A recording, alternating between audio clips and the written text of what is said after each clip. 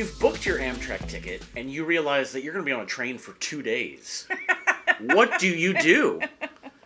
Today we want to talk about ways to entertain yourself on those really long train rides. The longest train ride we've been on straight through was 46 hours. 46. And we needed more entertainment than we had. So we just want to share ideas on ways to entertain yourself, especially on the routes that don't have Wi-Fi. Yeah. This is the thing. Most people get on a train and they're like, "Oh, it's fine. I'll just stream some movies. I'll use my cell data. I'll do some podcasts. I'll just listen to music and my streaming Spotify." Like, the problem is that the Amtrak train, all of their trains use cellular data, much like your phone, to get internet onto the train. So if you don't have service, they don't have service. Yeah, so a lot of these long trains, they're going through remote areas of the country. So it can be really, really scenic, but it also means that you may not have cell service, much less have cell data, so you can't rely on hotspots and things like that to keep yourself entertained on your laptop and all that jazz. Yeah, don't underestimate just how big the United States actually is. Yeah. It is very large and takes a really long time to get from A to B. So, the key to taking a long-haul train on Amtrak is to be prepared. Yes, so for entertainment, you want to make sure that before you get on the train, while you still have all your cell signals and everything, that you download some movies, some music, some podcasts onto your phone or your tablet or your laptop or whatever, device you're taking with you. With streaming services, we found that most of them, if you want to download onto your PC or Mac, most of the streaming services don't allow that anymore. Yeah. It has to either be on a phone or a tablet. Yeah. If you own digital movies, I have found ways to download those for offline viewing. So if you have like a preferred way of doing this, share that down in the comments to help everybody out, because we don't want to download stuff illegally to watch. We want to do it legally. No, you should not do that. But you want to have, entertainment and, while you're on the train. So that's the obvious one, right? Make sure that you have music, podcasts and stuff to listen to.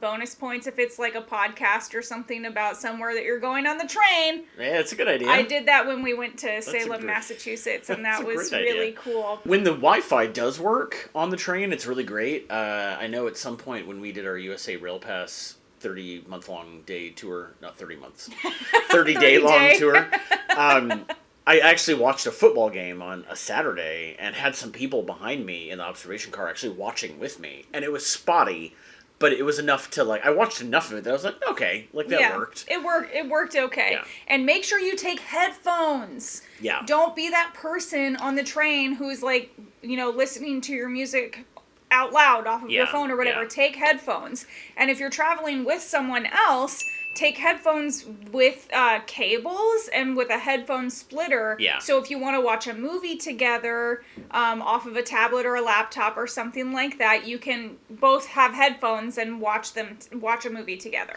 Yeah. We did that during our USA Rail Pass adventure, and it was great. It was very helpful. Out really well. Yeah. So just prepare yourself for that scenario. Yeah. Other obvious way to entertain yourself, or what I feel is obvious, is taking books and reading. Yeah. A lot of people when they're traveling, they want to use something like a Kindle. We don't have anything like that yet. So we take physical books on trains, or like magazines, or even like puzzle books if you are into crosswords or word searches or Sudoku or something like that. I think those are really good options. Another really great thing is to do journaling. It's a pretty big thing with Amtrak. A couple of years ago, they actually had a deal set up with people writing. They actually hired people to write on trains while they were traveling. I actually know somebody who did that. Oh, yeah, nice. I actually know someone who did that. Shout out to Ksenia. Yeah. It's really rad. But they're all about the creativity that comes with being on a train and and experiencing new things. Yeah, and that so, yeah. slow travel tends to bring that out of you, I think. Yeah. Wanting to journal and stuff Yeah. like that, I think. But then more fun stuff that I think people don't really think about until they're on the train and it's too late is to take some games, Yeah. some like small games, even if it's just a deck of cards. You know, just like look up online how to play like games with a deck of cards before you go. There are some really simple ones. Hundreds and thousands of games that you can play with 52 cards. Yeah. Like, it's really great. Yeah, so deck of cards, our favorite one I think that we take traveling is called Roll For It. Yeah. I'll leave a link in the description to all the games that we mentioned so that you can find them on Amazon if you want to buy one. It's a very and take it with you. compact game, so it's easy. It does use dice and cards, but it's very small. It's very small, so easy to take traveling. And also just some dice, because there are dice games you can play, much like card games. Yeah. One of our favorites that we play a lot with my parents is Farkle. Yes. It's a really good, fun old person game. But it's really fun. It's super fun. It's very popular in their retirement community. Yeah. So we play a lot of Farkle with Adam's parents. But it can be a lot of fun. It is very simple. Yeah. And it's a good way to entertain yourself for long periods of time with a very small amount of things with to take with literally you. just some dice. Yeah. And it's really great. And a pad of paper to write down points. But yeah. And then there's another one that we use called Shut the Box. Also a dice game. I got a travel version, which is smaller than the usual. Usually it's pretty big, but it's still portable. But I have a small version that uses really tiny dice that works really well. Yeah, small wooden dice. That's cool. Yeah. Another thought is cribbage, but that's another one that you need specific, like board game, for. It's not huge, you know. No, it's definitely portable, but cribbage is fun. And it's complicated, but it's once you get the hang of it, it's a really fun game. Yeah. Another one that's a little complicated, but is easy is Phase 10. Yeah. Specific deck of cards, but that game can last for a while. You could literally play that over the entire Empire Builder. Like it takes a long time. Yeah. Yeah. If you have more, like 3 or more people, I would recommend Uno. Uno's always a winner.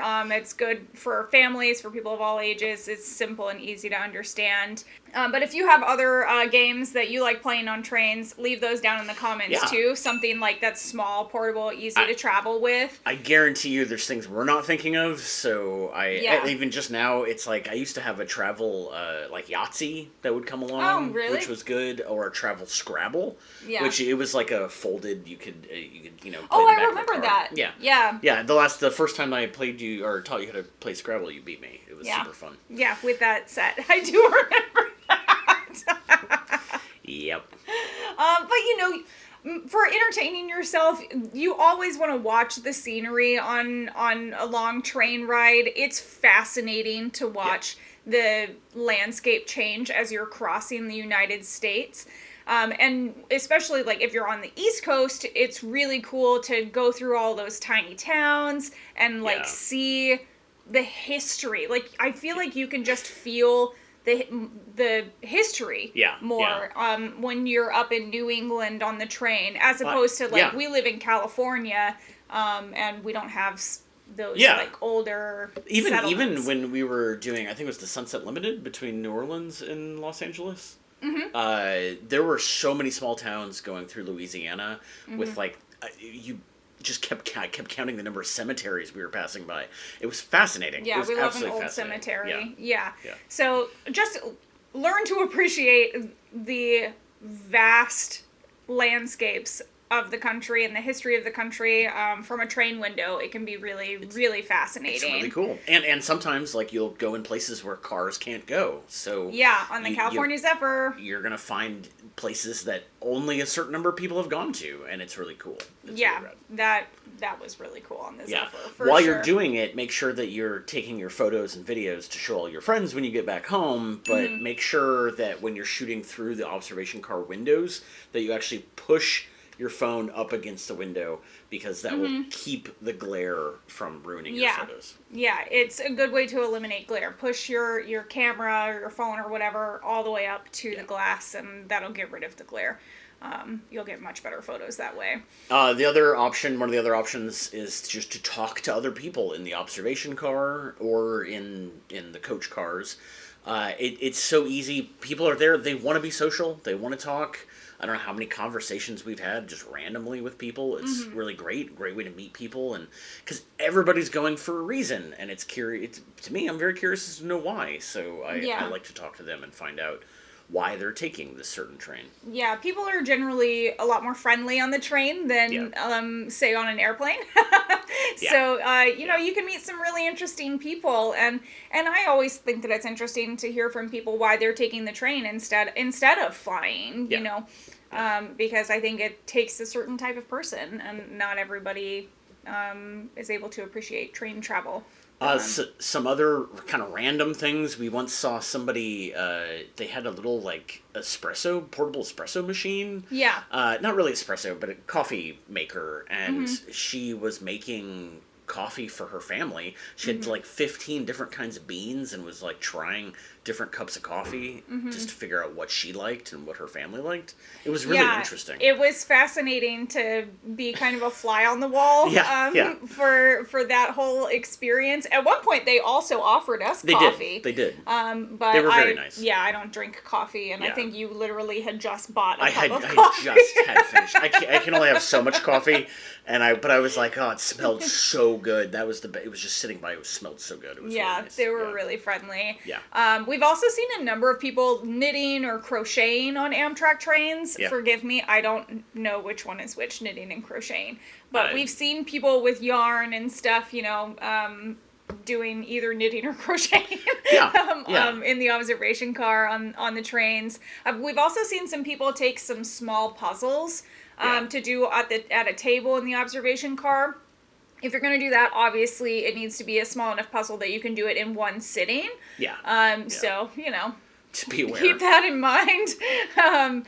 And, you know, there's also, like, if you have work that needs to get done, just make sure that you have stuff that you can do offline. Yeah. Like for us, when we're traveling, because I take so many photos of our travels while we're traveling, I'm able to do photo editing and stuff for our blog articles a lot while we're on the train, and that works really well. Also, a pro tip is to make sure you take advantage of the fresh air stops. Yes. They are few and far between, especially on the long-haul trains. So if you have a chance, 15 minutes to get off and just get some air, hang out, take in some... Like, one of my favorite places we stopped was in Fraser, Colorado, which was one of the highest stops in Amtrak. But it was so cold. But it was amazing because the train was very warm, but it was so cold outside. And just to be outside for like 5 minutes was great.